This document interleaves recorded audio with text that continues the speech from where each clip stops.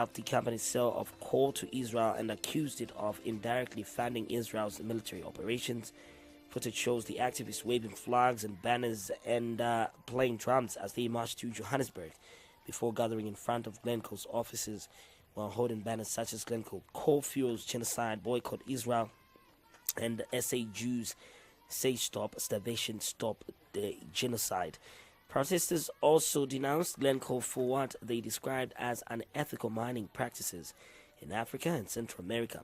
Glencore is in fact an excellent case study of how the global capitalist system operates and how it functions. This company is involved in incredibly destructive and extractive projects in the DRC, here at home, in our own mining affected communities in South Africa.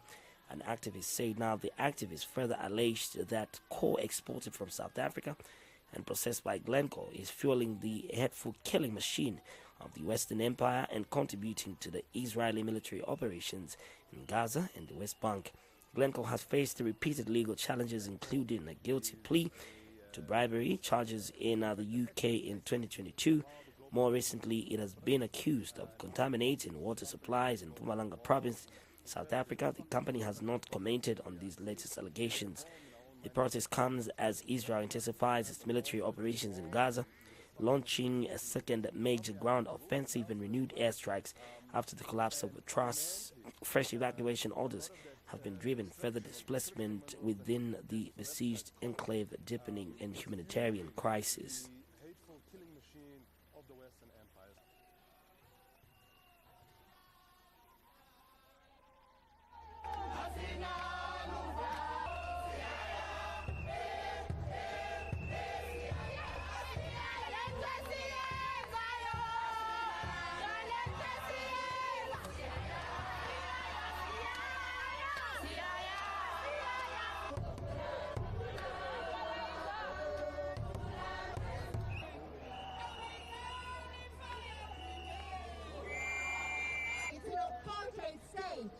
It allows people to burn children alive. How do we burn children alive, comrades?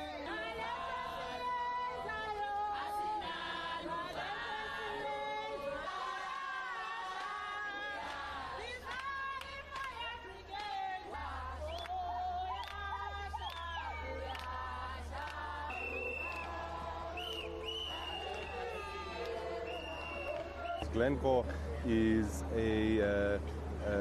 in fact, an excellent case study of how the global capitalist system operates and how it functions. This company, Glencore, is involved in incredibly destructive and extractive projects in the DRC, here at home in our own mining-affected communities in South Africa, but also it's involved in the destruction of indigenous communities in Colombia and in Peru and elsewhere as well.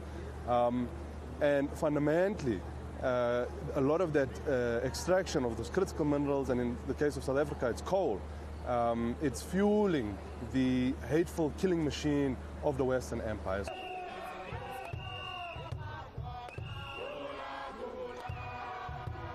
South African coal is going through Glencore to the Israeli apartheid and death machinery in order to carry out and fuel the genocide and the mass killing and massacring of the Palestinian people in Gaza and in the West Bank as well.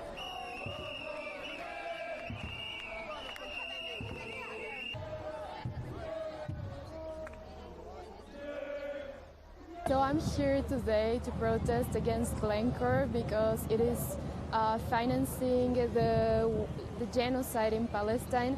But also, since I'm from Latin America, I'm here to protest against the extraction of coal in the indigenous territories, particularly in Colombia. Glencore has many mining concessions in Latin America, and it's extracting all the resources, and it's responsible for an ecocide in our territories.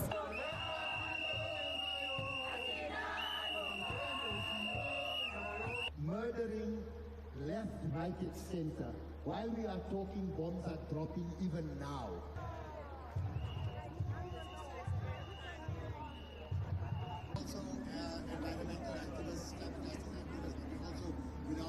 We're protesting because we should have an energy embargo. There's no reason for us to be funding this genocide, especially because we took Israel to court. South Africa is incredibly hypocritical. We should not be funding, we should not be supporting, we should not be doing anything that supports this genocide in Palestine. Looking like hypocrites. People around the world, the Palestinians are saying.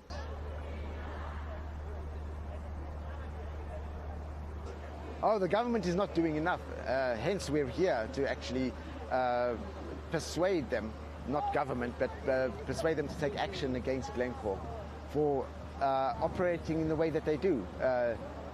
While South Africa has clearly made its position on Palestine clear at the International Court of Justice, corporations continue to operate from this country in exporting our minerals and to the genocidal state that is in the dock at the International Court.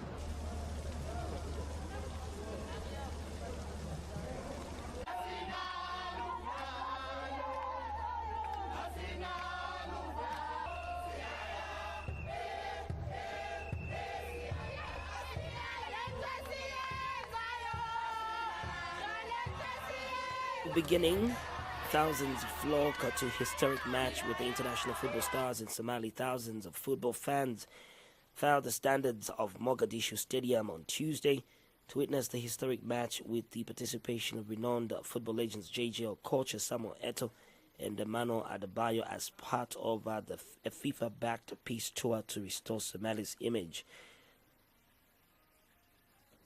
Seeing icons I've watched for years on screen right here in Mogadishu Stadium is just surreal, said Fan Adrizak Wadan. I remember watching Eto'o's score against my favorite team in the UEFA final, and now he's here, he added. Footage shows the international team coming up against the local team. Exciting crowds can be seen showing support for their favorites with a song, while others wave Somali national flags. Somali Prime Minister Adi Bari Hamza and several other senior officials also visited the landmark event. Hamza was spotted engaging in a spirited interaction with the team, with footballers showing him their classic moves. Due to security and other issues in war-torn Somalia, its national team has to play most of its matches abroad. The game presents an opportunity for the nation to affirm its capability to host international fixtures. Ex-Nigeria player Okocha, Cameroonian Eto'o and former Togo striker Adebayo arrived for what the sports ministry called a historic day, the first high-profile match in the country in 30 years. Today, fans showed that Somalis love sports. They want peace. They want unity. For us as a ministry, this is a powerful beginning. Head of communications in the Somali Ministry of Youth, Nasro Kim, commented, I saw Somalia host international matches when I was a young girl. Fan Halima Sadia added, saying it again today, it's like watching the country stand on its feet once more. The international team snatched the victory from the locals, scoring 8-4. EU became more Euro-Atlantic than Eurasian following NATO. Russian Foreign Minister Sergei Lavrov criticized the European Union for becoming more Euro-Atlantic than Eurasian, accusing it of following NATO's lead. His remarks came during a meeting in Perm on Thursday with members of the International Conference of Asia political parties, including former South Korean Foreign Minister Chang Yu-young. We see with pleasure the sustainable process of expanding your influence in continental architecture and the architecture of regional organizations, some of which are experiencing the erosion of the influence, if not degradation, since they abandoned particularly all of the key principles of the United Nations Charter. I have in mind such organizations on Eurasian continent as the European Union, which became more Euro-Atlantic than Eurasian following NATO, and of course Osk Larov said.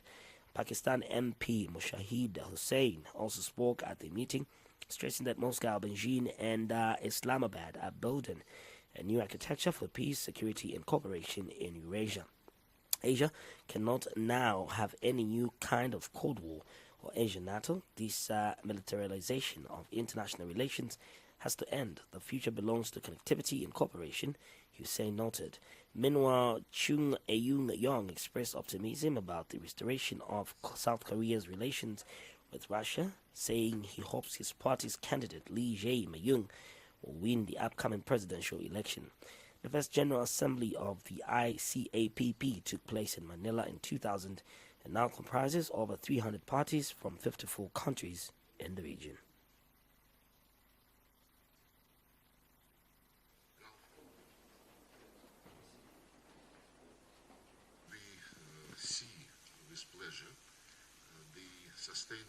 process of expanding your influence in the continental architecture, in the architecture of regional organizations, some of which are experiencing erosion of their influence, if not degradation, since they abandon practically all of the principles.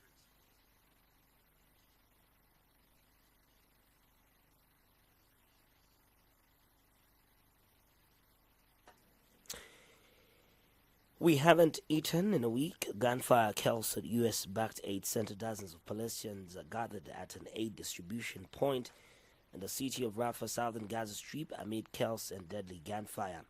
Footage from the scene shows residents running for cover as shots rang out, while others carried out wounded individuals.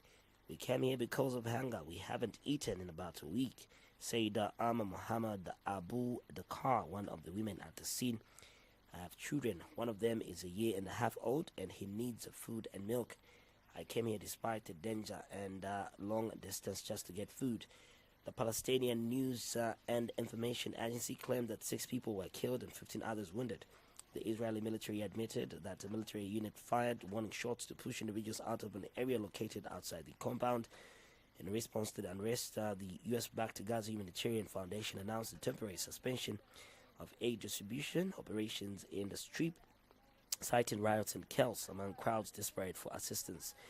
The foundation began distributing aid in southern Gaza on May 27 as part of what Israel officials have referred to as a new U.S. model for humanitarian aid.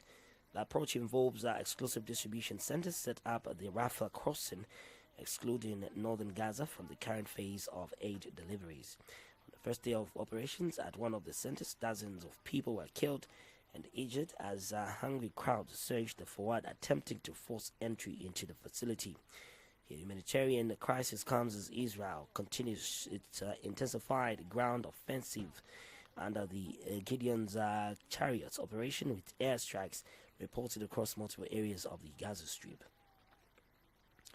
West uses fight against terrorism to meddle in the sovereign states, exploit their natural resources, Russian Foreign Ministry. Tatanian Galenko, director of Russian Foreign Ministry's Department for Partnership with Africa, criticized Western countries' approaches to counter-terrorism, saying they amounted to meddling in the affairs of sovereign states during the briefing on the sidelines of Moscow Security Forum on Thursday. The consolidation of international efforts in this area, including in Africa, hinders certain Western countries interfering in the internal affairs of sovereign states under the pretext of the fight against terrorism, using it as a tool of neo-colonial policy to assert their dominance and exploit local natural resources, she claimed. Davlagenko also outlined the key principles of Russian-African cooperation, including the pursuit of a just world order and respect for sovereignty and culture of other nations. She also stressed Moscow's role in the UN peacekeeping efforts. Russia is among the top 10 contributors to the budget of all United Nations peacekeeping operations. 80% of Russia's contribution goes to budgets for operations on the African continent. She added, the briefing took place as part of the 13th International Meeting of High Representatives for Security Issues in Moscow on May 27 to 29. Delegations from more than 150 countries across the Global South and East, the Commonwealth of Independent States, the Collective Security Treaty Organization, the Eurasian Economic Union, the Shanghai Cooperation Organization, and other international organizations have been invited. The forum is held annually under the auspices of the Russian Security Council since 2010 and is a platform for exchanging views related to global security issues and mechanisms for strengthening cooperation between countries in fighting international terrorism, extremism, transnational crime, drug trafficking, as well as new challenges and threats. On that note, we wrap up Around the World News.